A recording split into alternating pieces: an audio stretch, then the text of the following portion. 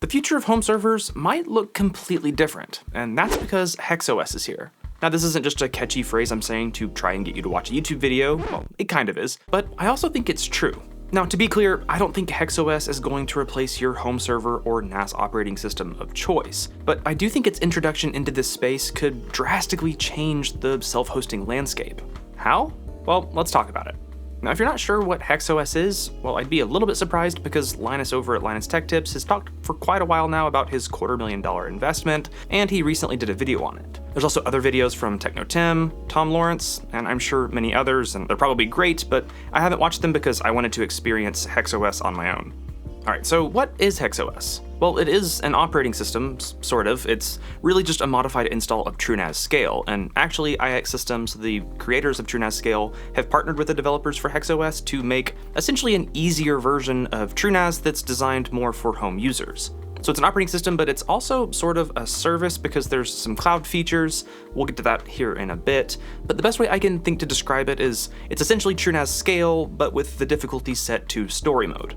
You get all of the benefits of TrueNAS like ZFS, data replication and backups, virtualization, and even the TrueNAS UI because, well, it is essentially TrueNAS. But unlike with TrueNAS, it has an incredibly easy and simple to use interface that makes things like configuring pools, setting up shares, or deploying Docker containers as easy as, well, oftentimes just clicking a single button. Now, there's a really good chance you just heard that last sentence and hated every word of it. And that's probably because you're watching this video. In fact, I'd be willing to bet that 75% of you would never choose this because you like tinkering and optimizing things and learning how to use the software, and you would never consider using HexOS even if it was free, which, well, it's not, but we'll get to that here in a bit.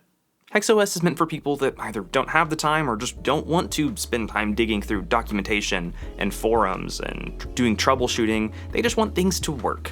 So while this might not be the perfect software for you, this might be a great choice for your coworker or friend or family member that you've been trying to convince to get a home server now for quite some time. Now, speaking of perfect software choices, the perfect choice for your business might be Odoo, the sponsor of today's video. Managing a business can feel like you're juggling too many apps at once, and that's where Odoo comes in. It's a powerful suite of business management tools that puts everything from CRM, sales, inventory, accounting, and more, all on a single, easy-to-use platform. One of the best things about Odoo is just how flexible it is. You can choose just the apps your business needs to keep things clean and streamlined. The entire system is highly customizable, so it grows with you as your needs evolve. Odoo is also incredibly affordable. You can actually self-host the Community Edition for free, or if you need extra features or support, there's an Enterprise Edition that adds even more value. Oh yeah, and here's a bonus. If you only need to use one application, you can use it for free for life. If you're curious to see how Odoo can simplify your workflow or help you grow your business, you can try it for free for 15 days, no credit card required. Just use my link down in the description to get started with Odoo today. Now really quick, I do want to be clear and preface that HexOS didn't sponsor this video, they didn't pay me, they didn't even provide the software for free. I paid for it myself when they did their Black Friday early deal pricing or whatever. One of the developers did try to help me getting access to the beta before it was available to everyone, but by the time I actually got around to testing, the beta was available to all of the backers. So really, I have no reason to say good things about HexOS, and all of my opinions are completely my own. Also, this video is not going to be a walkthrough going through each step of setting up HexOS. If you're looking for something like that, maybe go check out Techno Tim's video. Instead, this video is going to be just me giving my thoughts on my experience, and also talking about what I think is good, what I think's bad, what I'm looking forward to in the future, and what my overall thoughts on HexOS are. Now, before we get started, I do want to mention that this is a beta, and it's definitely a beta. There's a lot of features missing, and a few things that are a little bit broken, so I'm mostly going to be focusing on sort of what they promised to have working with the beta. They say that our first release is focused on providing a streamlined user experience for setup and configuration, and laying the framework for what's to come. And below that, they listed out the specific features they aimed to provide with the beta, so that's mostly what I'm going to be focusing on. There's a lot of features that aren't in the beta that are promised for version 1.0, as well as future releases, and I'll talk about those as well. Now, there are other NAS options out there that do have a pretty streamlined, user-friendly experience, but typically those are hardware providers like Synology or QNAP, where you have to buy their hardware to use their software. But one of the cool things about HexOS is that you can essentially install it onto any x86 system because, well, it's TrueNAS. They do provide some minimum specs on their website and also provide some details about drive layouts, like, for example, making sure you have at least 3 drives if you want to take advantage of the ability to expand your pools later. Now, for my system, I actually used this HP Z440 that I used in my last video, and that was really just because it was already put together and sitting on the desk next to me. To install HexOS, it's basically the same process as TrueNAS. You flash the installer onto a USB, plug it in, turn the system on, and then go through essentially the TrueNAS installer. The difference is though, once you install it and boot the system back up, you don't navigate to an IP address or anything to get to the TrueNAS UI. Instead, you go to the command deck or deck.hexos.com. One of the nice user-friendly features about HexOS is that you don't have to deal with any network configuration, IP addresses, DHCP reservations, that sort of stuff. You just plug in your server, and then that talks to HexOS's servers, and you actually access the dashboard through the cloud. And this actually caught me off guard. I knew this was going to be a feature of HexOS, but I didn't realize there actually wasn't a UI locally on the server. Like, you can't go to the IP address and a specific port and get to the HexOS dashboard. You have to go through their cloud servers. Now, before you freak out, there are some plans in their roadmap to 1.0 document where they mentioned that they got a lot of feedback on this, and they do plan to add a local dashboard as well, which I think is great. But the ability to connect to this over the cloud without having to do any sort of local network management is really helpful for a lot of beginners, and so in my opinion, it is a really nice feature. To get started with the command deck, you sign in using your HexOS login, and then if there are any servers on the local network that are ready to be provisioned, that'll pop up on the right, and then you claim it by typing in your TrueNAS admin password, and then now the server is linked up with your HexOS account. After that, you can start configuring your server where it shows the hardware as well as all of the drives, which, well, I forgot to put drives in the first time, so I shut the server down, put in 3 Western Digital Red 4TB drives, as well as a couple of NVMe SSDs. After booting it back up, I was able to go back to the command deck and provision my server in this really nice UI. It automatically configured my pools, with one having all of my hard drives and what I believed was RAID Z1, and then my 2 NVMe SSDs in a second pool, which I believed was just a ZFS mirror. The way it auto-configured my pools made a lot of sense, but there is also a manual configuration that, okay, well right now it's not working, but in the future you should be able to manually configure these pools however you want. After accepting that all of the data would get wiped on my drives, I continued and it set up my pools and everything, and then took me to the dashboard where it immediately prompted me to configure some users, add some folders, and explore apps. Now this is super cool, but you might also notice that in the background, the server is not looking too good. Now, I really wanted to structure this video where I talked about all the good stuff and then talked about the not so good stuff later on, but well, I ran into this issue right off the bat, and it was by far the biggest issue I had, so I figured I would just go ahead and explain what happened. In the HexOS dashboard, my pools weren't showing up, and under storage, I was just getting this weird broken refresh behavior. Because of that, I couldn't really try to fix anything in the HexOS dashboard, but like I said, you can navigate to the TrueNAS UI, and there, everything looked totally normal. The pools were healthy. Wait, what? What is going on here? The SSD pool was showing that it had a 2-drive wide mirror with question marks, and also showing that those 2 SSDs were still available to be added to a pool, but they weren't in the SSD pool, but the SSD pool was healthy. It really didn't make sense, but I'll try to make this long story short. Basically, I thought I wiped those SSDs, but maybe I forgot or did a bad job. And in TrueNAS, whenever you try to set up a pool with a drive that already has ZFS data on there, it'll try to keep you from doing that. And I've also just had general issues with TrueNAS when trying to create pools if you haven't wiped the drives beforehand. I actually found a post on the HexOS forum where it seemed like someone had pretty much the same issue, and one of the developers responded thinking that it might have been due to the drives not getting wiped before the provisioning process, and that would probably be an easy fix they would implement. And this turned out to be my issue because in TrueNAS, I was able to just wipe the drives, create a new pool with my SSDs, and then back in HexOS, everything was fine and dandy as if nothing had ever happened. So considering this seems to be as easy as adding a simple step in the provisioning process of wiping the drives before creating the pools, I doubt this is going to be a problem moving forward. Alright, so let's talk about everything that was good about HexOS, and really it was pretty much just everything they mentioned on their post about the beta and what they were trying to tackle. The setup was, well, minus the big issue I had, it was really easy to follow, the configuration it had for my drives made a lot of sense, and it was a smooth process. And then when I got into the dashboard, the UI was great. It's really clean, really easy to use. Obviously there's some weird quirks and stuff with it being a beta, and I think one thing they did really well was everything you would need as a home server user is right where you need it, and then all the other stuff just isn't there at all. Also, the dashboard works really well on mobile, which is not typical with a lot of IT software and such, so that was a bit refreshing. Setting up my Haven user as well as a shared folder was really easy. I could just add my user to that share and it just worked. I could add more users and configure permissions for different folders, like this important folder Susie gets to look at, but she can't mess with anything, and then Bobby doesn't get to see it at all. Like it's just really simple and makes sense. Now, I'm sure a lot of you don't like how oversimplified this is, and for me, it felt a little oversimplified as well, but I think sometimes we lose sight of just how complicated certain things can be. I've set up TrueNAS so many times that for me, creating a pool, creating some data sets and some shares, making a user, and then configuring ACLs, like that's really easy to do because I've just done it so many times. But for a new user, all of that granularity is overwhelming, and you don't really need that granularity. You just need the simple things that you need to work, and I think HexOS does a really good job here. Following their little setup timeline, I decided to move on to the apps. Now really this is just Docker containers, which fortunately is Docker containers and not Kubernetes now that TrueNAS has finally decided to move away from Kubernetes and go to Docker. And here you can see that it's essentially just the entire catalog of apps like you would get with TrueNAS Scale. However, as of this beta, there's only 2 that are curated. With the non-curated apps, you can click on them, but that just takes you to the TrueNAS UI where you could set them up like you normally would. But with the HexOS curated apps like Plex, you can literally just click the install button and that's it. Once it was done installing, I hit the little launch button, which opened up Plex in a new tab where I could configure the server, which I appropriately called HexPlex, and then I could go set up my libraries. Now here I started to navigate to my share to set up some like movies folders and that sort of thing and figure out how to map that to the Plex container. But this is where I figured out that HexOS actually just automatically made a movies folder, a shows folder, a photos folder, all the folders you might need for a simple home server.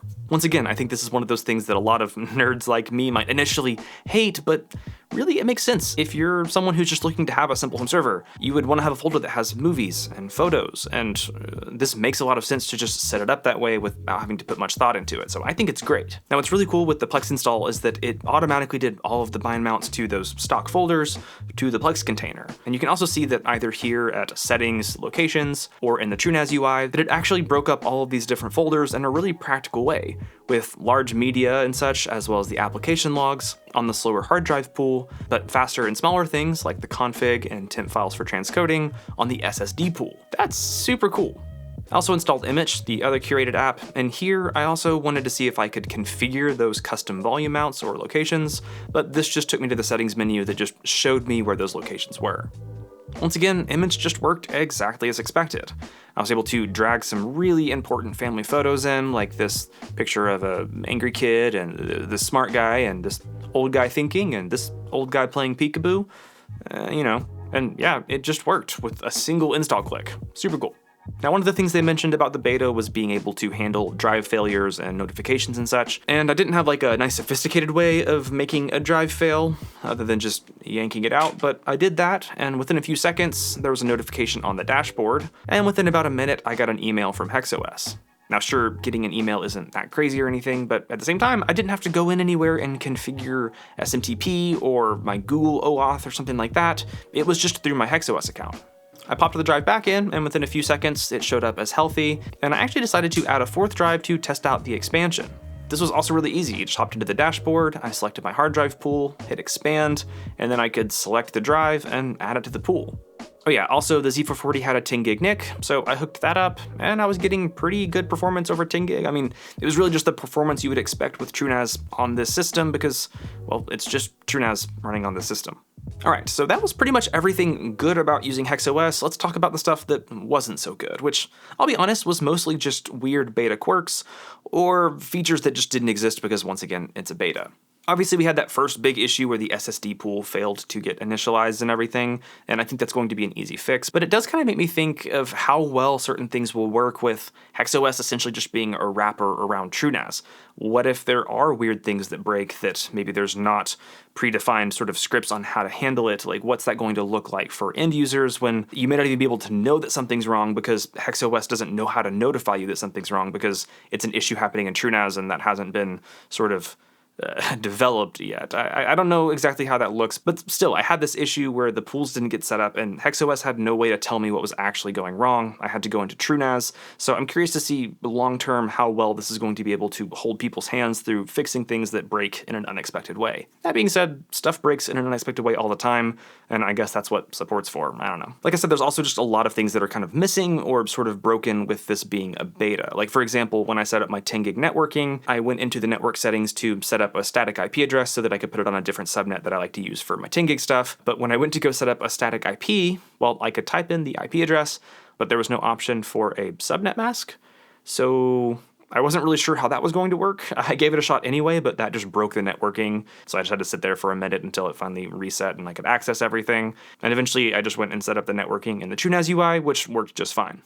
Notifications were also a bit hit or miss. Like, it was good, for example, when I took that drive out that I got a very clear notification that the pool was degraded and a drive was missing, but when I put the drive back in and the pool went back to healthy, there was no notification there. I also realized later that if I went back to the notifications log, there was never any sort of recorded notification that the pool was ever in a degraded state.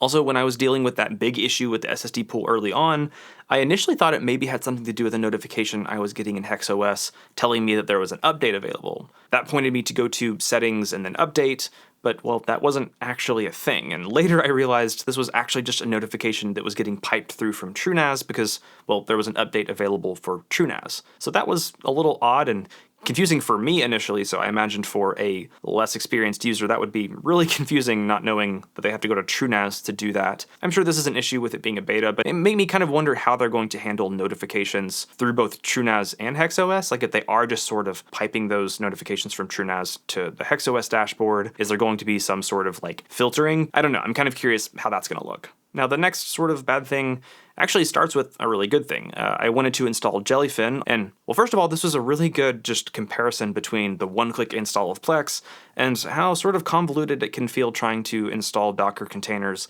on TrueNAS. That being said, I got Jellyfin installed, and I mapped the different folders from my shares so that way it had movies and everything, but I actually ended up getting much better performance with Jellyfin thanks to the fact that I could allocate 8 CPU threads.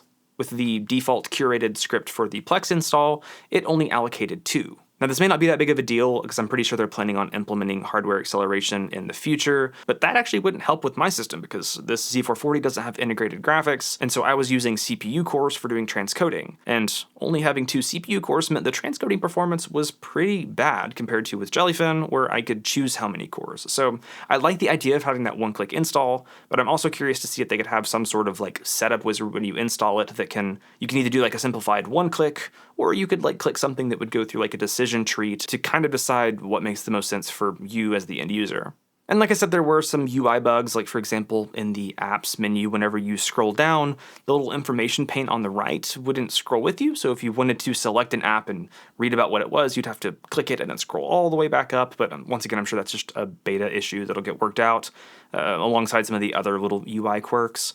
Really, everything else was just a lot of features that were missing, but really all of the examples I could think of were listed in their future plans, which let's talk about those. Some of the things that were missing that I think would be really helpful is smart testing, as well as snapshots and replication. And they also have a really cool feature they've talked about, which is buddy backups. And essentially the idea is if I have a HexOS server and my buddy has a HexOS server, we could each do backups on each other's systems, and that would be like a built-in, integrated, easy-to-use feature, which is really cool. It also seems like if you don't want to do buddy backups, or you just don't have any friends, they're going to have an integrated cloud storage option with Storage.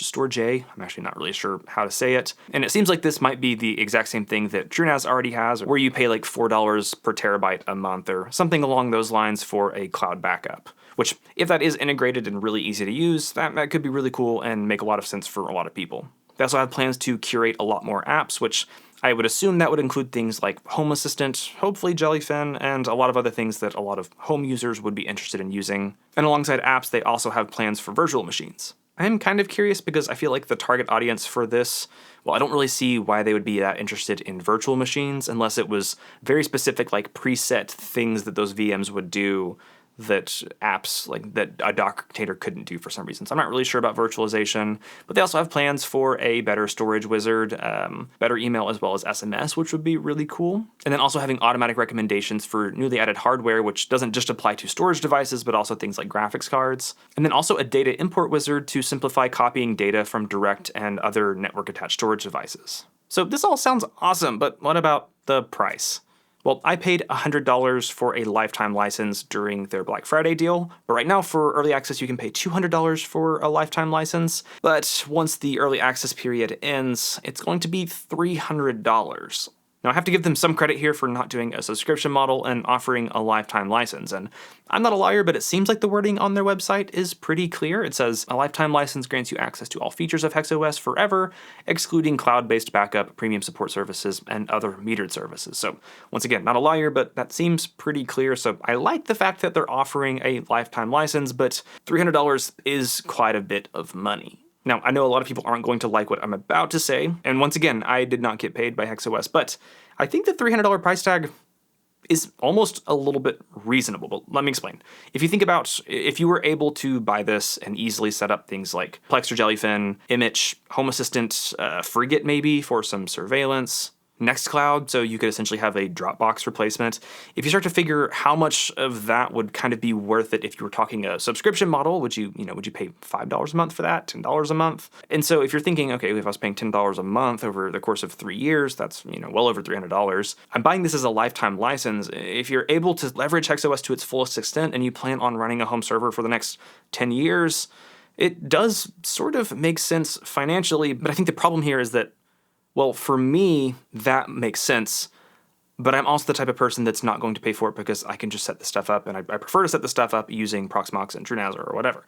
The problem is that home server evangelism, trying to convince other people that home servers are cool, is hard enough as it is. Now, it helps that HexOS might solve some of the issues of making it much less complicated and making the barrier to entry much lower, but now if you're saying, hey, no, it's really easy to set up a home server, but you also have to pay $300 more to make it easier, I feel like that really makes it difficult to try to sell this to what I think is their target audience. Now, when I was thinking of who I thought their target audience was, one of my really good friends popped into mind. He's really smart. He does even some coding stuff for his job. He actually runs a Plex server currently, but he's just never been interested in getting into home labbing or doing anything more than just a really simple Plex server because he just doesn't have the time and doesn't want to deal with stuff. And so in my brain, I was like, man, HexOS would make a lot of sense for him. And so I actually decided to give him a call and get his thoughts. Hey there, man. Yo. All right. You ready to answer that question I mentioned? Born ready. Okay, really quick. You have your own Plex server, correct? Correct. What's it running on? It's running on an M1 Mac Mini. Oh, okay. And then it's just an external hard drive, right? Yeah, an external drive sits on it. Gotcha. Okay, so I think now at least multiple times I've kind of tried to pitch the idea of you upgrading to a better home server NAS setup, correct? You're absolutely right. Okay, so I'm going to describe a potential solution to you, and then I want you to, at the end, give me your thoughts. So I'll go ahead and describe it. Okay, so I think I've covered everything that I can think of. So with what I said, do you think that would be enough to convert you to finally make the switch to something more than your current setup? Yeah, no, I think it would, because I guess, as a guy that enjoys this stuff, but it isn't about passion or anything, it's kind of hard to justify the commitment to learning all of these tech components and dealing with this stuff. And so something like that could really abstract away a lot of the difficult techie components of this would be really enjoyable, even for someone who's like me, not a Luddite, but just doesn't have the time or the drive to figure this out. So, yeah, it sounds like a very interesting product. Okay, now if I told you it's not a subscription service, it's just a one-time purchase for the software, for a license. So a lifetime license, how much would you pay for it? I'd say that I paid $200 for Plex Pro lifetime. I would easily pay something comparable. $200, $100, somewhere on the order of that would be a real easy price point. What about $300? $300? We're starting to trying to test my calculus there, because essentially what I want is a Plex server that's really easy to run, simple to set up, and everything else doesn't give me a lot of marginal benefit. Yeah. But $300 would be really pushing it. 100 is a no-brainer, 200's likely, and 300 is I got to think about it. Well, thank you so much. That's perfect. I appreciate it. Hey, thanks, man. Happy to help. Now, I literally did not preempt him with anything. I didn't give him any of my thoughts. I didn't tell him the price. I didn't even tell him what it was, and he had never heard of it. And his thoughts kind of mirrored exactly what I was expecting. $300 is a lot of money. And like I said, I think that value makes sense if you're trying to leverage everything that it offers. But I actually ended up talking a little bit more after we got off camera. And one of the things we sort of talked about was the potential of them segmenting it. Because he was like, I don't see why I would want to run a lot of these things that it offers. I would just love to have a really easy option to set up Plex, but also have like a better NAS setup. So like if I lose my external hard drive, I don't lose all of my movies and stuff that I've collected. And this video isn't me trying to convince HexOS to change their pricing, but it is me giving my thoughts. And I can't help but think that maybe if they segmented their pricing a little bit to maybe have a cheaper version that was like $100 or $150, but you were limited to just maybe like 4 storage devices, like 4 drives, and you could only run like 2 apps. I think you would have a lot more people interested in paying the $100 or $150 to have a pretty simple home server that does just the things they need it to do. I'm curious to know what you guys think, though. Like I said earlier, I obviously don't think this is for the majority of people watching this video, but I do think it could. It's really expensive, but I think it could potentially be an option for your friends or family members to have them take advantage of some of the cool stuff you get to do with a home server, but not have to deal with all of the complexity and such. But like I said, I want to know what you guys think down in the comments below. And I do think this project is really cool. I think it's some really cool software. And I'm a big fan of trying to get people into self-hosting. So I'm going to definitely be following this as development continues because I'm curious to see how it turns out, if they're going to make any changes in terms of like their pricing model. And I also want to see how this affects the entire home server community as a whole. Because if they do bring some cool features to the market, it might, competition doesn't hurt, and maybe we'll start seeing some cool stuff from Unraid, and maybe just see some inspiration and even some of the, open source free software options as well.